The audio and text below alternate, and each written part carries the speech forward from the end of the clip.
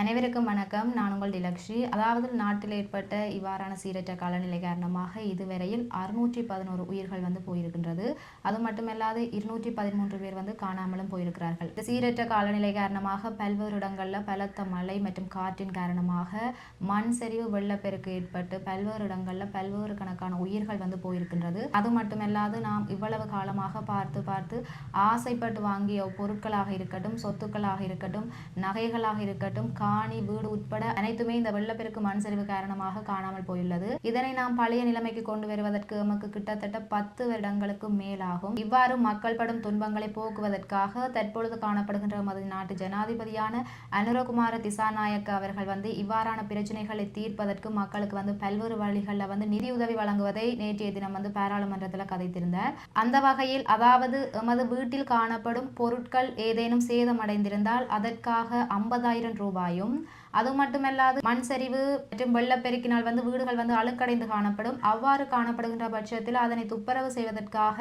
ரூபாய் 25,000-ம், அது மட்டுமல்லாது வீடானது முழுமையாக சேதமடைந்திருந்தால் ரூபாய் 50 லட்சம் ரூபாயும், காணி மற்றும் வீடு சேதமடையும், அதாவது முழுமையாக காணி மற்றும் வீடு சேதமடைந்திருந்தால் இந்த காணியில திரும்ப இன்னும் ஒரு வீட்டை கட்ட முடியாது, அவ்வாறான சூழ்நிலை காணப்படும் பட்சத்தில் அவர்களுக்கு ரூபாய் 1 கோடியும், அதாவது வீட்டில் உயிரிழப்புகள் ஏதேனும் காணப்படும் பட்சத்தில் அதற்காக ரூபாய் 10 லட்சமும், இன்னும் பல நிதி சலுகைகளை ஜனாதிபதி அவர்கள் பாராளுமன்றத்தில் தெரிவித்திருக்கிறார். ஆகவே நீங்கள் உங்கள் பிரதேசத்தில் காணப்படும் இதனுடன் தொடர்புடைய நபர்களிடம் சரியான தகவல்களை கொடுத்து அதற்குரிய நிதிகளை நீங்கள் பெற்றுக்கொள்ள முடியும்.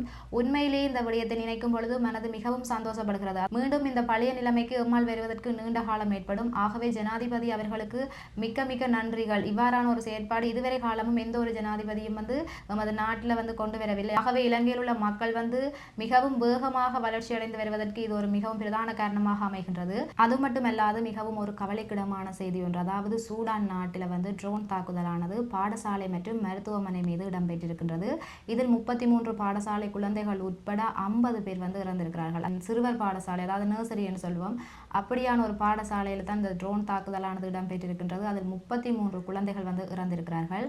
அதாவது அந்த நாட்டில் இராணுவத்திற்கும் ஒரு ஆயுதப்படை குழுவினருக்கும் காலம் காலமாக ஏற்பட்ட ஒரு மோதல் காரணமாகத்தான் இந்த தாக்குதலானது இடம்பெற்றிருக்கிறது தெரிய வந்திருக்குது. அதாவது ஒரு சிறுவர் பாடசாலை மீது இந்த ட்ரோன் தாக்குதலை மேற்கொள்வதற்கு எவ்வாறுதான் இவர்களுக்கு மனசு வந்ததோ தெரியவில்லை. அந்த குழந்தைகள் இறக்கும் பொழுது எவ்வளவு வேதனையை அனுபவித்திருப்பார்கள்.